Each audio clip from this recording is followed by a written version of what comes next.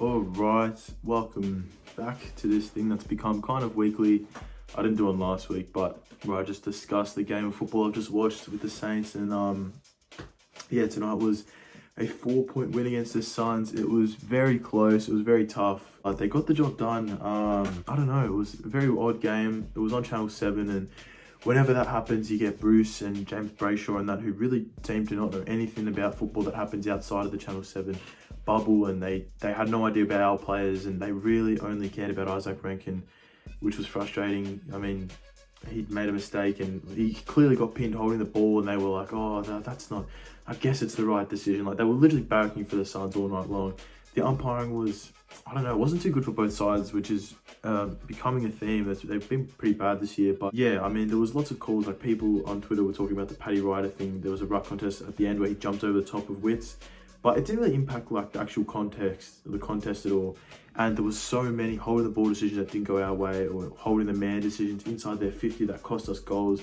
So I think in the end it was pretty balanced, and it probably didn't have a huge effect on the results. But something that did have a big effect on the result was Dan Butler kicking 4. I mean, he's so insane. He didn't kick any to quarter time, and then kicked 4 for the rest of the game. I think it was 2 in the last maybe, and then 1 in the other ones. He's so quick. He just gets on, gets going, and he's like, you see him floating down a half back, and then somehow he's in the 50 for the next like inside 50 entry. The guy is nuts, doing it all again. Jack Steele was phenomenal. You know, without some experienced players like Geary was a late out. We haven't had Seb Ross for a couple of weeks.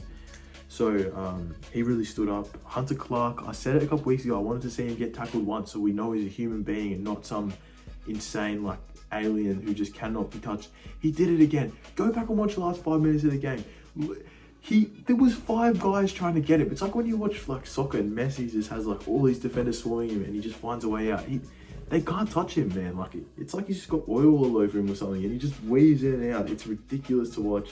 He is such a star. I mean, everyone was pretty good. Caulfield was so good down there as well tonight. I thought Ryder was really good. Marshall didn't go much in the ruck. It was mainly Ryder taking on Wits, but Marshall did his job down forward. Battle kicked a couple of goals. Callout was so good shutting down King, and Day when he had to play on him as well.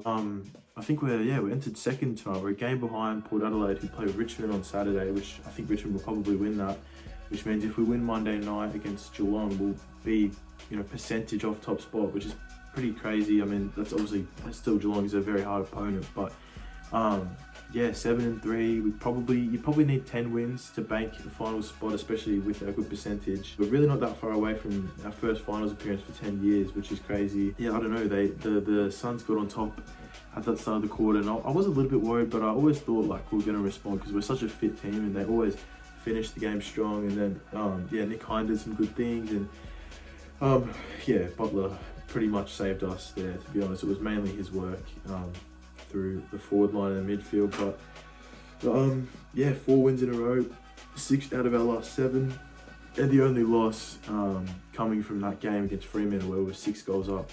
So yeah, it's pretty ridiculous. 7-3. I don't think I've seen us go 7-3 since I was like probably 8 years old or something. So crazy times. Isaac Rankine, look, listen, I'm giving a bit of a Carrow's arrow, but that's from me. So we all love to watch him play. He's very confident, he's exciting, but like, I don't know, like, you didn't see Matt Rowell acting like this.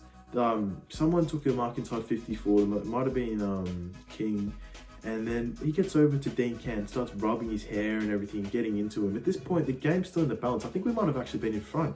He's just being such a tool. Like, you're 19 years old. What are you doing getting into these guys? You see him after the game, he's shattered, he's on the ground. You copped your whack too badly. You can't get stuck into our players. And then, I don't know, it's because I had some tweets about him, had a Gold Coast supporter get pretty upset with me for calling him out, but I don't know, it is what it is.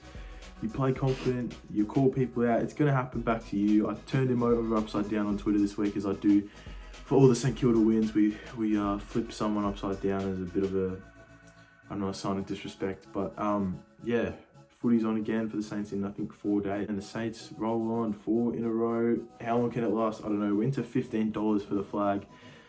Probably not quite time to throw the house on it, but it's getting there. It's definitely getting there. Anyway, I'll see you lads in the very near future.